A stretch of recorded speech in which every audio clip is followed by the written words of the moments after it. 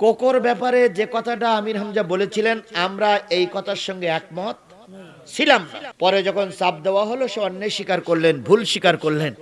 পরে কিছুদিন আগে যখন আবার ওই কথাটা ওরা আবার ফেসবুকে, ইউটিউবে ছাড়লো, তখন জাতি বিব্রতকর অবস্থায় ফিরে আসলেন, আবার সে ক্ষমা চাইল। তারপরে তার বিরুদ্ধে ঝাড়ু মিছিলটা আপনারা করালেন। আজ যে ঝাড়ু মিছিলের নেতৃত্ব দিয়েছে সে হচ্ছে ইয়াবা সম্রাট। এই ইয়াবা ব্যবসায়ীদের শেল্টার এখন দিচ্ছেন, ক্ষমতায় গেলে এই ইয়াবা ব্যবসায়ীদের আপনারাই শেল্টার দেবেন।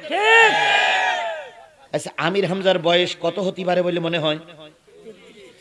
33-34 বছরের একটা যুবক, আমার হাতে গড়া ছেলে। ও যখন ফাজেলে পড়ে, কেবল বিশ্ববিদ্যালয়ে ভর্তি হয়েছে কুষ্টিয়ায়, তখন ওর শ্বশুরের নাম হলো মাওলানা আব্দুল সাত্তার। উনি আমাকে দাওয়াত করে নিয়ে গেছিলেন চুয়াডাঙ্গায়। হলো হাফসা নাকি হাফসা কি, হ্যাঁ খোকসা না, হালসা হালসা হালসা হালসা রেল স্টেশনের পাশে ওর শ্বশুর বাড়ি।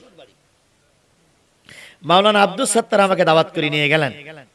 তো দাওয়াত করে যাওয়ার পরে যখন খাচ্ছি, তখন যেতে একটু দেরি হয়েছিল, শেষে খাচ্ছি। মাওলানা আব্দুল সাত্তার আমির হামজাকে আমার হাতে তুলে দিয়ে বললেন, জিয়াদি ভাই, আমির হামজার কণ্ঠ ভালো, কিন্তু বক্তৃতা জগতে এখন আসতে পারিনি। হাতে তুলে দিলাম, যদি দয়া করে একটুখানি লাইন দেখাই দিতেন। আমি আমির হামজার বললাম, বাজান পারবা? কয় হুজুর দোয়া করলে পারবো। আমি আমির হামজাকে হাতে ধরে প্রথম সাতক্ষীরায় দাওয়াত করে নিয়ে গেলাম। তাহলে বলা যায় হয় আমার ছেলে, নাই আমার ছাত্র। তবে আমি তাকে ছোট করি না, আল্লাহ তার অনেক বড় করেছে, অনেক বড় করেছে, আরো অনেক বড় বানাই দিক। সেই ছোট ছেলেটা অনেক সময় কথা বলতে গিয়ে দুই একটা কথা মুখ ফসকে হয়ে যায়। হয়ে যাওয়ার পরে যখন কেন্দ্রের থেকে চাপ দেয়, আমরা যখন বলি, তখন সঙ্গে সঙ্গে সেইটা আবার উইডোরও করে জাতির সামনে ক্ষমা চায়। একটা মানুষ আদম আলাইহিস সালাম ভুল করে আল্লাহর কাছে ক্ষমা চেয়েছিলেন, আল্লাহ মাফ করেছিল। কিন্তু এরা আল্লাহর আরেক ধাপ উপরে উঠে গেছে। আল্লাহ মাফ করে, এরা মাফ করে না। আল্লাহ মাফ করে, এরা। যদি আপনার আমির হামজার বিরুদ্ধে মিছিল বের করতে হয়, আপনার বউটারে নামাননি কেন? আপনার বোনটার নামাননি কেন? ওখানে যিনি প্রার্থী আছেন তার বলি, আপনার মান নামাননি কেন? আপনার ভাবির নামাননি কেন?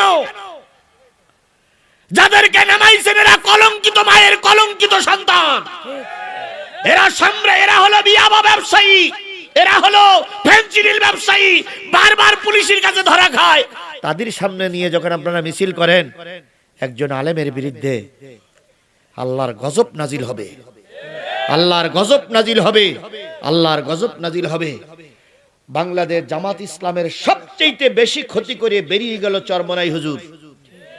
চরমনাই হুজুর বিভিন্ন জায়গায় মুনাফিক, তারপরে এই সেই বলতেছে। বলেন তো, জামাত ইসলামের শীর্ষ একজন নেতা, আমাদের মতো ছোটখাটো লোক রাগ সম্বরণ করতে পারিনি, তাই মাঝে মাঝে। কিন্তু জামাত ইসলামের একজন শীর্ষস্থানীয় নেতা বিএনপি সম্পর্কে, চরমনাই সম্পর্কে একটা মাঝে বাজে মন্তব্য করেছে, দেখাই দেন তো। তাহলে আমরা সহনশীল হতে পারি, আপনারা পারেন না কেন? আপনারা কোন মায়ের সন্তান আর আমরা কোন মায়ের সন্তান? আমরা জাতির কল্যাণের জন্য সব ত্যাগ করতে পারি। যখন ঢাকা বিশ্ববিদ্যালয় আমাদের কন্ট্রোলে আসলো, আমরা বুঝেছিলাম এবার ইনশাল্লাহ দেশে আমাদের কন্ট্রোলে আসবে। যখন সমস্ত বিশ্ববিদ্যালয়গুলো কন্ট্রোলে আসলো, তখন আমরা এক গুইমি করে থাকতে পারতাম। আমরা জানি এক গুইমি করে থাকলে টাকা যায় না। ইরান এত বড় শক্তিশালী দেশ, তাই ইরান টিকতে পারতেছে না। আমরা এক গুইমি হয়ে থাকলে আমরা টিকতে পারবো না। তাই সকলকে নিয়ে একটা সহমর্মিতা ভাব দেখাইতে চাইছিলাম। সেই সুযোগটা পেয়ে চরমনাই আমাদের পিটি এমন ছুরি বেরিয়েছে, এ পাশেতে ঢুকিয়েছে আর ও পাশেতে বেরিয়ে গেছে। তারপর আমরা ধৈর্য ধরে কার দিক তাকাই আছি? আল্লাহ ইনশাল্লাহ ধৈর্যশীলদের সাথেই। এই আয়াতটা কি সত্য? এই কথা বলেন, এই আয়াতটা কি সত্য? চরমনাই ভাইদের বলি আয়াতটা কি সত্য, বিএনপির ভাইদের বলি আয়াতটা কি সত্য? যদি এই আয়াত সত্য হয়, অবশ্যই সত্য, ইনশাআল্লাহ আগামীতে জামাত ইসলামের নেতা কর্মীদের গলায় আল্লাহ বিজয়ের মালা পরাবেই পরাবেই ইনশাআল্লাহ। সেই বিজয়ের মালা পরার জন্য আমাদের কয়টা আসনের দরকার? 151টা আসনের দরকার। আমি গতকালকের আগের দিন রংপুর সফর করেছি, দিনাজপুর এবং নীলফামারী সফর করেছি।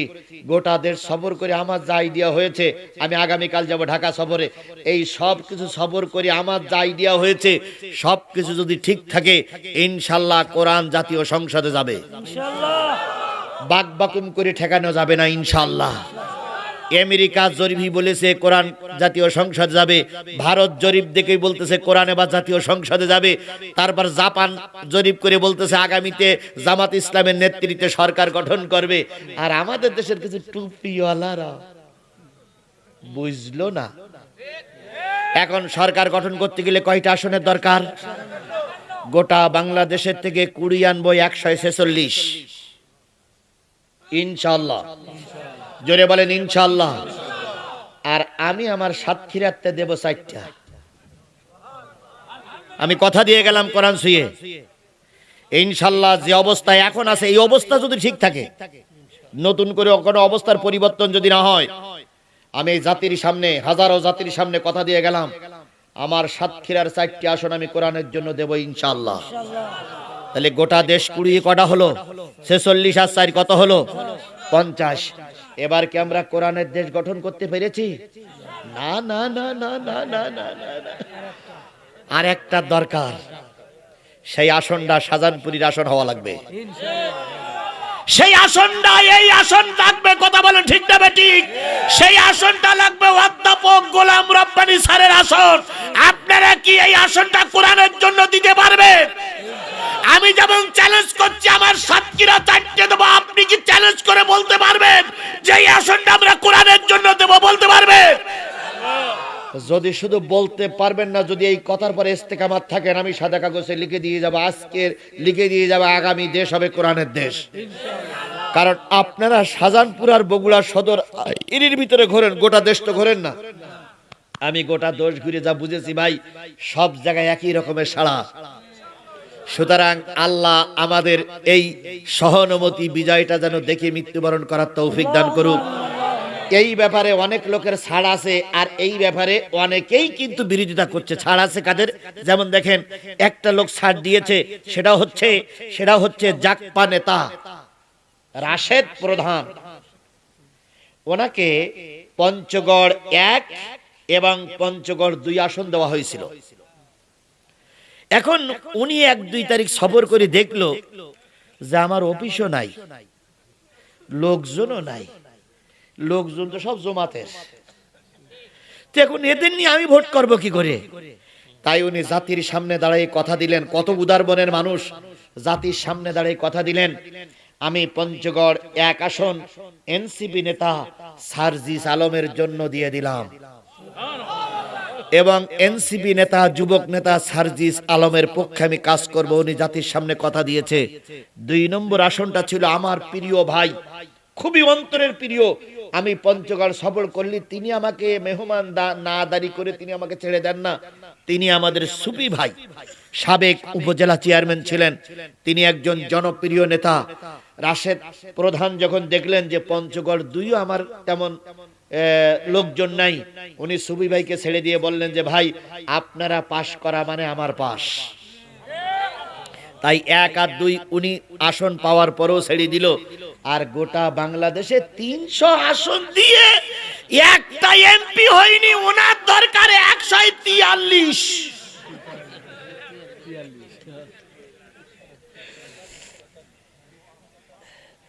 আচ্ছা, ওয়াহিয়াহলিফুনা আলাল কাযিব ওয়া হুম ইয়ালামুন আদাল্লাহু লাহুম আযাবান শাদীদা। নিশ্চয়ই এই 5টা দোষ যাদের সামনে পাওয়া যাবে তাদের ব্যাপারে আল্লাহ ওয়াদা করতেছে, এই 5টা দোষ যাদের ভিতরে আছে তাদের জন্য রয়েছে কঠিন আযাব। তার মানে ওরা যাবে জাহান্নামে। কয়টা? ওরা যাবে এই 5টা দোষ, এখানে বললাম 2টো, আর ওখানে বলে আইছি কয়টা? 3টা। এই 3 আর 2 5টা দোষে যারা দোষী, তারা আল্লাহ বলতেছে শাদীদান, আযাবান শাদীদান ইন্নাহুম মা কানু ইয়ামালুন। কেন তাদেরকে জাহান্নামে দেওয়া হবে? কোরআন হাদিস তাদের সামনে আছে, জিহাদি তাদের সামনে সব প্রকাশ করে দিল। তারপরেও যদি তারা আমল পরিবর্তন করে কোরআন হাদিসের পক্ষে না আসে, আল্লাহর জাহান্নামে তারা ভোগ করবে। তাহলে কয়টা বলা শেষ? আর 2টো বলবো? কষ্ট হচ্ছে আপনাদের? কষ্ট হচ্ছে? আর 2টো বলতে আমিও ঘড়ি দেখতেছি ভাই, আর 2টো বলতে বেশিক্ষণ সময় লাগবে না। আমার হাতে 12টা বেজে গেছে। আর 10টা মিনিট যদি সময় দেন, আমার 10টা মিনিট যদি আমাকে সময় দেন, দেবেন? 2টো কথা বলি দেই। আমি এই পর্যন্ত যা কিছু বলতেছি, জামাতের পক্ষেও বলতেছি, জামাতের বিপক্ষেও বলতেছি, বিএনপি আওয়ামী লীগ সবার বিপক্ষে পক্ষে বলতেছি। একটা মাত্র রাজনীতির কথা বলবো, একটা মাত্র একটা, সেটা আল্লাহ বলিস, আমি বলিনি। সেই কথাটা শুনে যাবেন না। একটা কথা রাজনীতি হবে, আর সব কোরআন নীতি। একটা কথা মাত্র জিহাদির পক্ষ থেকে রাজনীতির কথা হবে, সেই কথাটা না শুনে আমরা যাবো না ইনশাল্লাহ। তবে সেটা আমি ব্যক্তিগত হয়ে বলবো না, কি দিয়ে বলবো? ও ভাই সাদা জামা ভাই, সাদা জামা ভাই, সাদা জামা ভাই, সাদা জামা ভাই, ভাই হয়ে গেছে, খেয়াল করি একটুখানি খেয়াল করি, হয়ে গেছে ভাই। আমি আমার ব্যক্তিগত পক্ষ থেকে কথা বলছি না, সব বলছি কি দিয়ে? যারা যাচ্ছেন, আমি আপনাদের পায়ে ধরে অনুরোধ করি, আজকের এই কথাগুলো আমি হয়তো ভালো করে বুঝাতে পারিনি, আপনি দয়া করে বাড়ি যেয়ে একটু কোরআন খুলে পড়েন। আজকে বাড়ি যেয়ে সবার আগে স্বামী স্ত্রী 5 মিনিট 10 মিনিট উজু করে বলেন, তাই আজকের হুজুর বড্ড আইলতে ফেলতে কথা বলেছে, কোরআন শরীফ ন্যায় দিন দেই, মিলাই দেখি। যদি কোরআন শরীফে মিল থাকে, আপনিও তওবা করবেন, আমার ভাবিও তওবা করবে।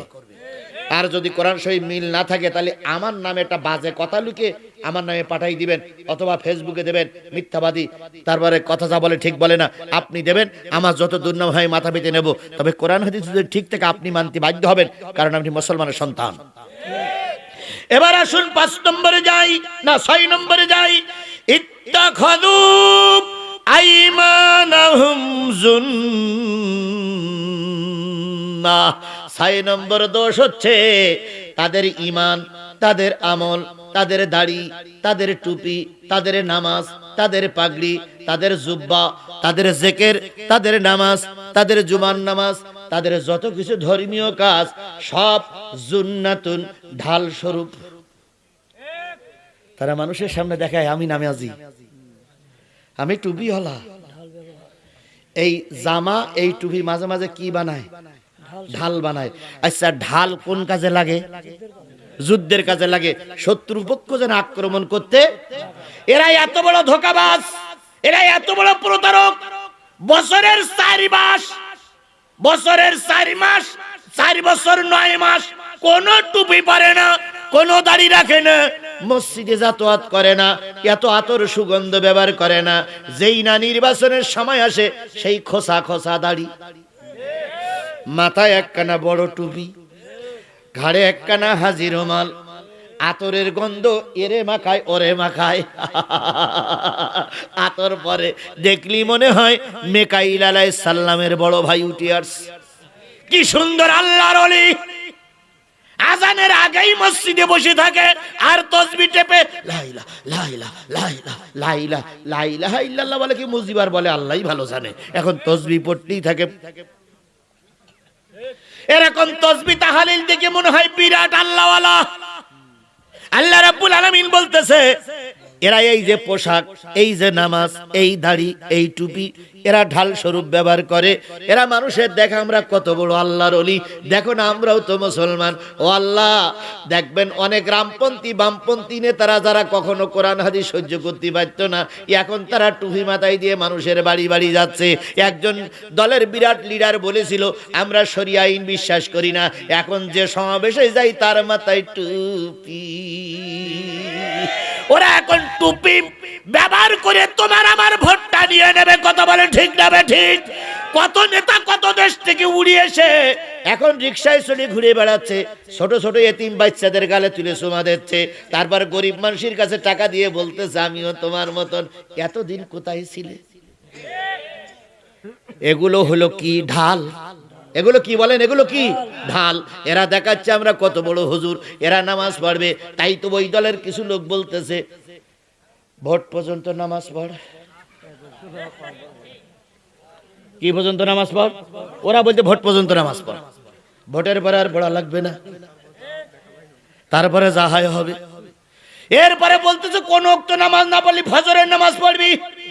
কই কেন? কই দেখবি ফজরের নামাজ পড়ে হুজুর কোরআন শরীফ দিয়ে জাতির কাছে ভোট চাই কিনা। ওরে আমার নামাজি, ওরা বোরকা পরি ভরে বাড়িতে বাড়িতে যে কার্ড দেখাচ্ছে। এক মহিলা তো বলেই দিয়েছে এত বছরের দুর্নীতি চ্যাম্পিয়ন, আমরা তোমাদের ভোট বেরিয়ে যাও। এরকম ঠাস ঠাস করে কথা বলা শিখতে হবে। কথা বলেন, কথা বলেন, কথা বলেন, শেখা লাগবে। ঘরে বসে থাকলে হবে না। নেতারা বলতেছে ধৈর্য ধরো, ধৈর্য ধরো। অত ধৈর্য ধরলে টেকা যাবে না, মাঝে মাঝে একটু ফোঁস করা লাগবে। সাইদি সাহেবের সে ওয়াজটা মনে আসতো, সাপ গেছে কি হতি, মুরিদ হতি। সাইদি বলছি তোরাই মুরিদ করবে না, হুজুর বলছি তোরাই মুরিদ করবে। কারণ তো দোষ হয়ে তুই লোকের দংশন করিস, কামলাস, তা বলতে নি লোকের ঘাড়ের পরে পড়িস। তখন বলতে হুজুর আমার মুরিদ কই দেন, আমি আর অন্যায় কাজ করব না। হুজুর বলতে বুঝিস, কই বুঝিস। এখন মন তন্তর পড়াই দিয়েছে, খবরদার কামড়াবি না। এখন ও চিন্তা করতে আমার যে রাগ, তো গ্রামে থাকলে তো লোকের কামড়াইতে হবে, তো জঙ্গলে যায়। এখন জঙ্গলে গেছে, এখন যেখানে গেলি বাঘের ভয়, সেখানে গেলি রাইত হয়। এখন ও আলির পরে বেড়ের পরে শুয়ে আছে, এক লোক গেছে ঘাস কাটি ধান কাটি, ধান কেটে মাথায় করে নিয়ে আসবে, কিন্তু দড়ি নেই, ওই সাপের দড়ি বানাইছে। তখন সাপ বলতেছে কি বলবো, মুরিদ হইছি, নতুবা তুই যে কত বড় কৃষক তোর আমি দেখাই ছাড়টা। এখন ওর ওই বেঁধে টেন্দে নিয়ে বাড়ি এনে ধান অথবা ঘাস খুলে ফেলাই দিয়েছে, সেইলে তো মরিনি, বেশি আছে। তো কিছুদিন পরে একটু সুস্থ হয়ে হুজুরের কাছে বলছে হুজুর আপনার মুরিদ হওয়া না হওয়াই ভালো ছিল। কেন? কয় আমার দেখলি যে লোকেরা পালাই যায় তারা আজকে আমার দড়ি দিয়ে ঘাস বানতেছে, দড়ি বানাইছে। তো হুজুর সব শুনিয়ে বুঝে বলছে এই বিয়াদব, তোর কামড়াতি নেই নিষেধ করিলাম, তোর কি ফোঁস করতে নিষেধ করিলাম? তুই একবার ফোঁস ফোঁস করবি, ওরা দড়ি ফেলাই দিয়ে ঘাস ফেলাই দিয়ে দড়ি মারবে। নেতারা উপরের থেকে বলতেছে ধৈর্য ধরো, ধৈর্য ধরো, ঠিক আছে, কিন্তু মাঝে মাঝে একটু ফোঁস ফাঁস করা লাগবে। কথা বলেন ঠিক না বেঠিক? ওরা আমাদের ঘাড়ের পরে ধিন ধিন করে নাচবার, আমরা ধৈর্য ধরো, ধৈর্য ধরো। একবার নারাই তাকবীর বলে বলবো ধর, ও পায়জামা খুলে দড়ি মারবে। আর না পারেন তো আমার ডেকে আসবেন, হুজুর লাইন করতে পারতিস না, আপনি হাসেন। আমি একবার এসে বলবো ধর, ও পায়জামা কেন ছোট প্যান্টটা খুলে পর্যন্ত থুই দড়ি মারবে। আর গোবিন্দগঞ্জে একবার আমার একটা মাহফিল হইল, ও ভাই পুলিশ আইছে, জনগণ বলতে আইসেন না, আমরা আসবো হুজুরির ধরবো। 7-8 জন এই কোরআন শরীফ সামনে রেখে বলতে পারে আমার মামলাও হয়েছিল। পুলিশের ধৈর্যে প্রথম জামা খুলিস, জামা খোলার পরে পায়জামা খুলিস, পায়জামা খোলার পরে ছোটটা যখন খুলতেছে তখন বলতে ভাই ওটা খুলি, দেখাই ওটা খুলেও দেখাই দেবো তুই কোন জাতের পুলিশ। বৈরাগীর হাট, সেখানে আমার মামলা ছিল, তো এখন মামলা খারিজ হয়ে গেছে। ও ভাই আমি তো সেই হুজুর, যদি না পারেন আমার ডাকবেন, হুজুর লাইন করতে পারতেছি রে, আমি শেষ পায়জামাও খুলে নেবো ইনশাআল্লাহ। সব সময় ধৈর্য ধরলে হয় না, কিছুটা ফোঁসফাস করা লাগবে। কথা বলেন, কথা বলেন, কথা বলেন। তবে এখন একটু কম ফোঁসফাস করতেছি, ইনশাআল্লাহ নির্বাচনের পরেই জনগণ বুঝে নেবে কি কে কি করতে চাও। কথা বলেন, কথা বলেন। তাহলে কয়টা গেল? 6টা। এবার 7 নম্বর দোষটা বলবো, ফাসাদু আন সাবিলিল্লাহ।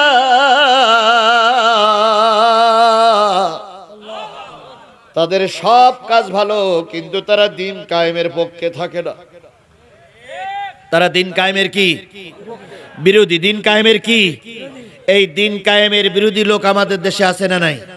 এইবার এই দোষ করা যার ভিতরে আছে, আল্লাহ বলতেছেন ফালা লান তুগনি আনহুম আমওয়ালুহুম ওয়ালা আওলাদুহুম মিনাল্লাহি শাইয়া উলাইকা আসহাবুন নারি হুম ফিহা খালিদুন।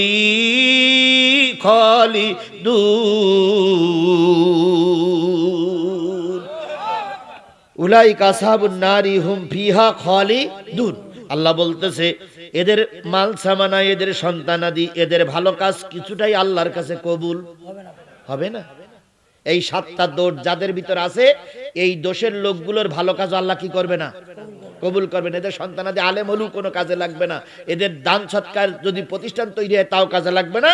এদের জন্য রয়েছে অনন্তকালের জন্য জাহান্নাম, এবং সেখানে তারা অনন্তকাল থাকবে। ও ভাই, আমার সব বলা শেষ, এবারে একটা রাজনীতির কথা বলবো। কয়টা দোষের কথা বলেছি মনে থাকবে তো? কোন জায়গাতে লোকেশন দিয়েছি? সূরা নেসার, সূরা মুজাদালা লোকেশন দিয়েছি তো? ভাই ভাই ভাই ভাই গামছাওয়ালা, এই ভাই অন্তত একটা কথা, শেষ কথাটা শুনে যান। শেষ ভালো যার, সব ভালো তার। বসেন, একটা কথা শুনে যাই। তার আগে কিছু চিঠি এসেছে, আমি দেখি চিঠিগুলো একটু পড়েছি, এটা পড়া শেষ। হুজুর, আপনার কাছে আমাদের প্রশ্ন। চরমনারী মুরিদরা অভিযোগ করছে জামাত ক্ষমতায় গেলে শরিয়া আইন প্রতিষ্ঠা করবে না। ও ভাই, এটা বাজে কথা। শরিয়া আইন প্রতিষ্ঠা করবেন? আপনারা শরিয়া আইন প্রতিষ্ঠার পক্ষে চরমনাই ভাইরা, আপনারা শরিয়া আইনের মাধ্যমে ভোট করেন তো? এখন ভোট করতেছি আমরা প্রচলিত দেশে যে আইন আছে সেই আইন অনুসারে না ভাই? আচ্ছা বলেন, এখানে কি শরিয়াতের আইনি ভোট হচ্ছে না গণতান্ত্রিক আইনি ভোট হচ্ছে? তাহলে বাংলাদেশের জামাত ইসলামের আমিরের বক্তব্য হচ্ছে আমরা ক্ষমতায় যেয়ে পর্যায়ক্রমে, কি ক্রমে? পর্যায়ক্রমে, পর্যায়ক্রমে আমার রসুলও করেছিলেন। প্রথম আল্লাহ পাক রসুলকে দিয়েছিলেন কালেমা। কালেমা মানে কি? ঈমান, তাওহীদ।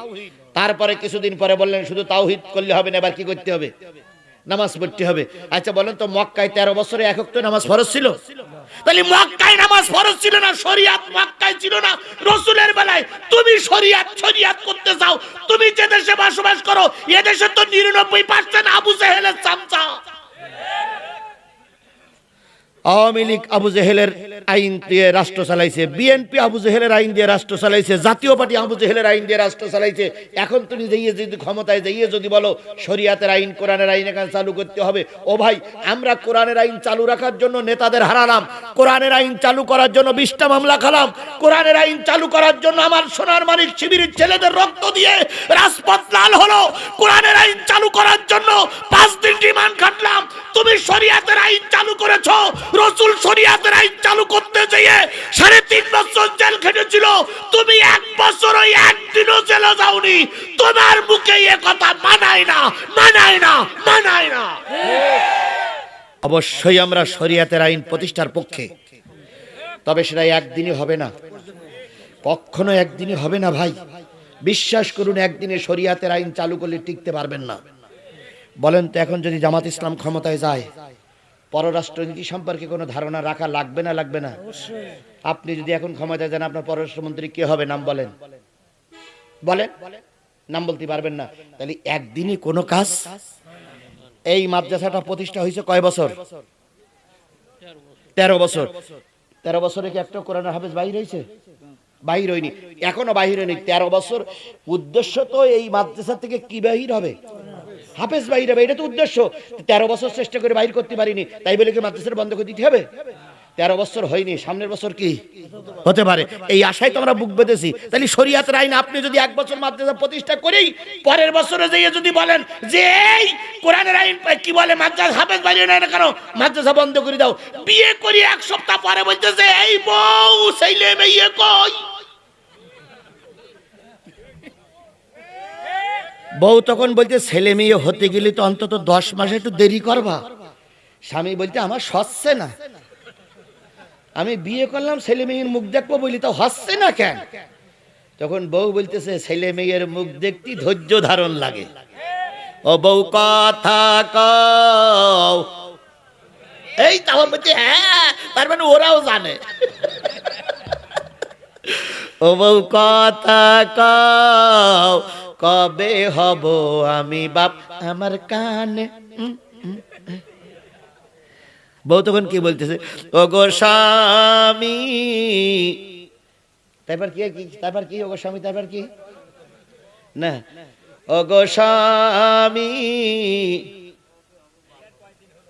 না না না না না, কবে হব বাপ এটা পুরুষ লোক বলতেছে, আর বউ বলতেছে ও গো স্বামী কিছু নিয়ম কানুন কিছু মেনে চলো, আগে ছেলে মেয়ের বাপ হইতে ধৈর্য ধারণ লাগে।